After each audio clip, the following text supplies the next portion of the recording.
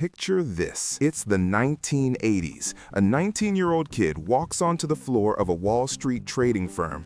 No college degree, no experience, nothing. 3 months later, he's making more money than his parents made in their entire lives. By age 26, he's a millionaire. By 30, he owns a mansion, yachts, a private jet, and controls hundreds of millions of dollars that don't actually belong to him. His name is Jordan Belfort, and the system that made him rich wasn't broken. It was working exactly as designed, just not for you. This is the story of how one of the biggest frauds in American history happened in broad daylight, how thousands of people participated in it, and how the punishment at the end was basically a slap on the wrist.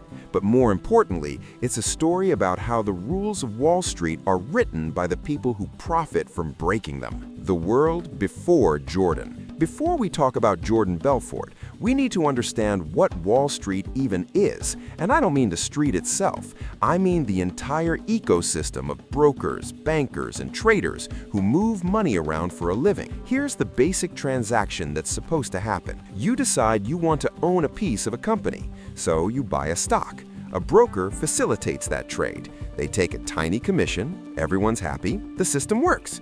But here's the problem with tiny commissions. If you're a broker and you make a tiny commission, you need to move a massive amount of volume to make serious money. That means you need to convince a lot of people to trade a lot of stocks. And if people aren't naturally interested in trading stocks, well, you have to convince them to be interested. This is where the culture of Wall Street in the 1980s becomes important. The stock market was booming, greed was good, cocaine was everywhere, and the regulatory agencies that were supposed to be watching were either asleep or complicit. Into this world walks Jordan Belfort. He wasn't born rich. His father was an accountant. He wasn't naturally gifted. He failed out of high school twice. But he had one skill that mattered in that moment. He could talk.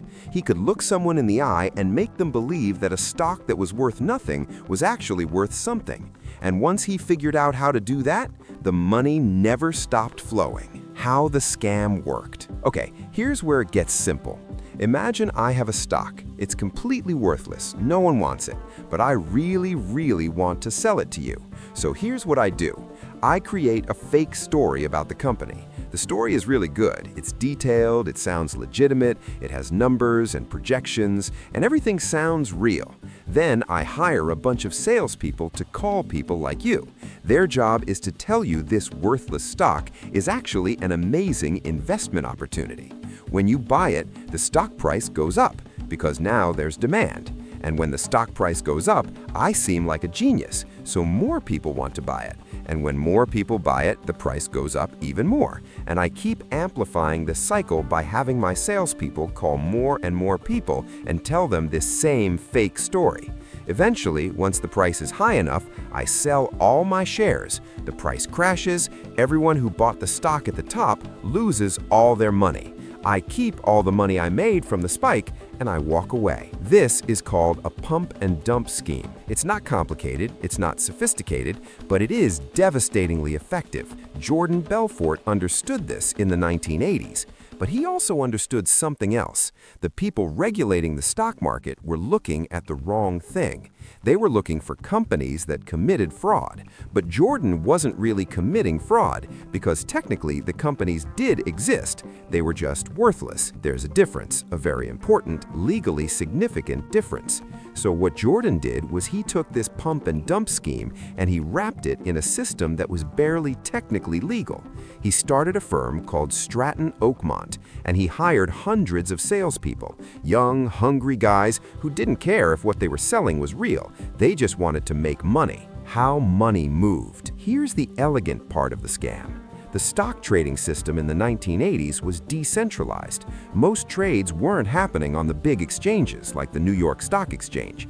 They were happening over the counter, which just means they were happening directly between brokers. And when you're dealing directly between brokers, transparency becomes an afterthought.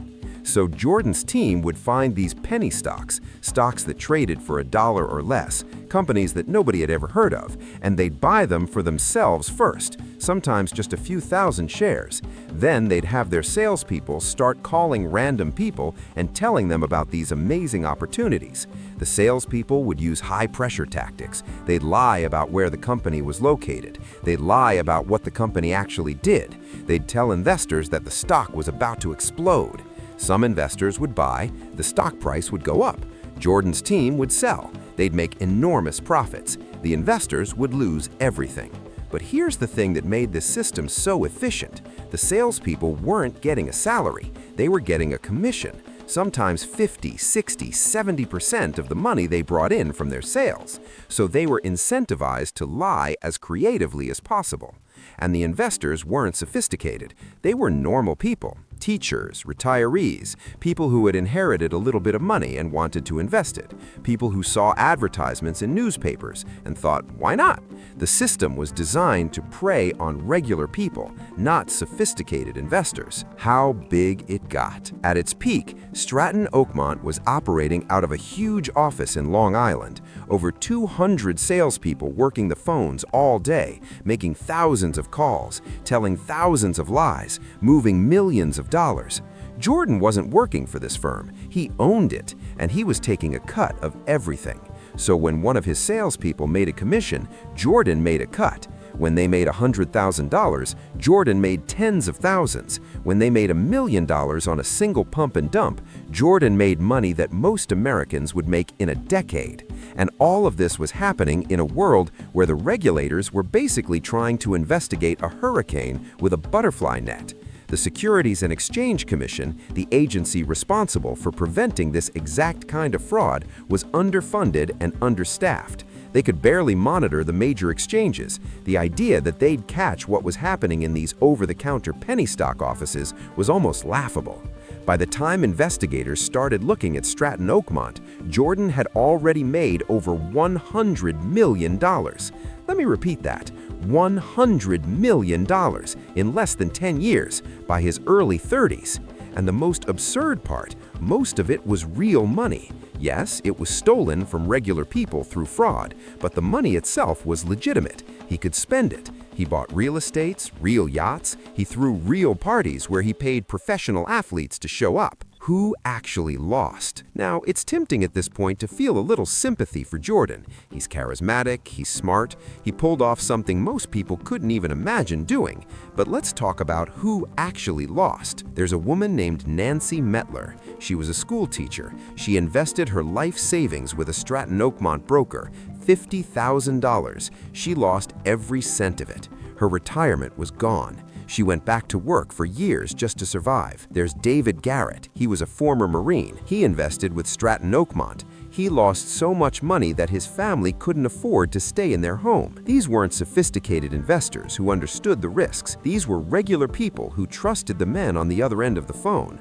They thought they were making legitimate investments. They thought that if they gave these brokers their money, they'd get a return. And they didn't understand that the entire system was engineered to take that money from them. One estimate suggests that Stratton Oakmont defrauded investors of approximately $200 million, and that's probably conservative. The real number might be significantly higher. The punishment. Here's where the story gets genuinely infuriating. In 1998, after years of investigation, Jordan Belfort was arrested. He pled guilty to fraud and money laundering. He was convicted. He was sentenced to 4 years in prison. 4 years for stealing hundreds of millions of dollars from regular people. To put that in perspective, if you steal a car, you could go to prison for longer than that. If you possess a significant amount of cocaine, you could go to prison for longer than that. But if you engineer a massive fraud scheme that destroys the retirement savings of thousands of people, people, you go to prison for 4 years. And even that doesn't tell the whole story. Jordan was released early. He served about 22 months in prison. He's since become a motivational speaker and consultant. He's made millions more dollars by telling his own story. His name is now synonymous with audacious ambition rather than systemic theft. Meanwhile, the people whose lives he destroyed, Nancy Mettler, David Garrett, the thousands of others, they're still dealing with the consequences. And the firm itself, Stratton Oakmont, it was shut down, but that was it. No executives above Jordan went to prison. Some paid fines, some were banned from the securities industry, but they didn't spend time in prison. They didn't have their assets fully seized.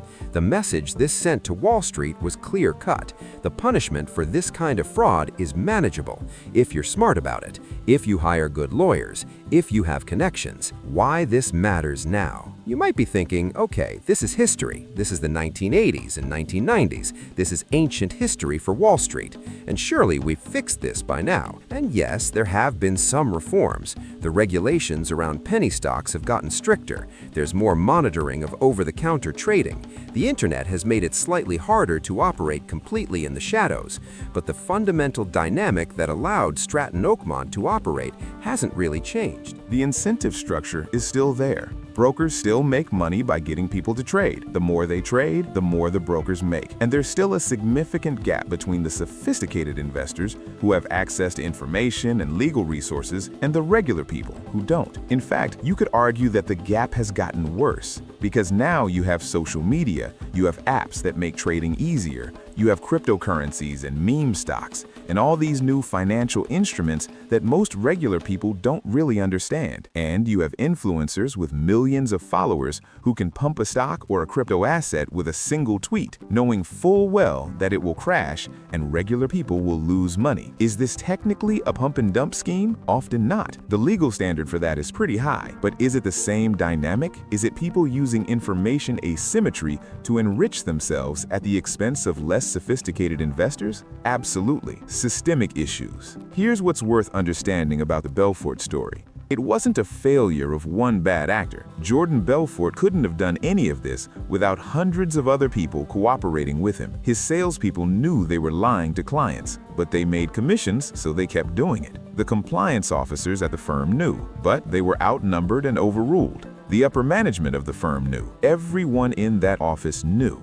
And everyone kept showing up because the money was real. The culture rewarded bad behavior. The penalties for getting caught were manageable, and the people being harmed were distant and abstract. This is the part of Wall Street that doesn't make it into the movies. It's not one villain with a master plan. It's an entire ecosystem where everyone has a small incentive to break the rules, and those incentives add up to something catastrophic. What Stratton Oakmont did was just a slightly more aggressive version of what a lot of financial firms were doing. They were just more brazen about it, and they got caught. The unresolved question. So here's the thing about the Jordan Belfort story. Everyone knows he's a bad guy. Everyone agrees that what he did was wrong. You'll find almost no one willing to defend what he did. But since then, he's made millions of dollars as a speaker and consultant. He's been portrayed in a major motion picture by a famous actor. He's a cultural icon. He's more famous now than he was when he was committing the fraud. And the people whose lives he destroyed have a fraction of that notoriety. They're statistically invisible, which raises a question that I'm not sure anyone wants to answer. If the punishment for stealing hundreds of millions of dollars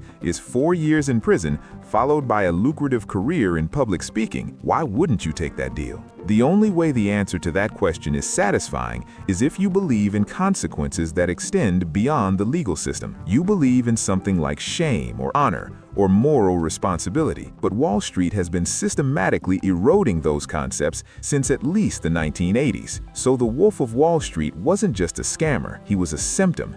He was what happens when you take a system designed to allocate capital efficiently and you remove the social consequences for breaking it, when you make the punishment manageable, when you let the perpetrator write the story afterward. The question isn't whether Stratton Oakmont could happen again. The question is whether it's already happening right now, with different names and different institutions and different victims, and whether we'd even be able to see it if it was. If this video changed how you think about money, power, or success, share it with someone who needs to hear it. Drop your biggest takeaway in the comments. I actually read them. And if you want more honest breakdowns of how the system really works, subscribe. See you in the next video.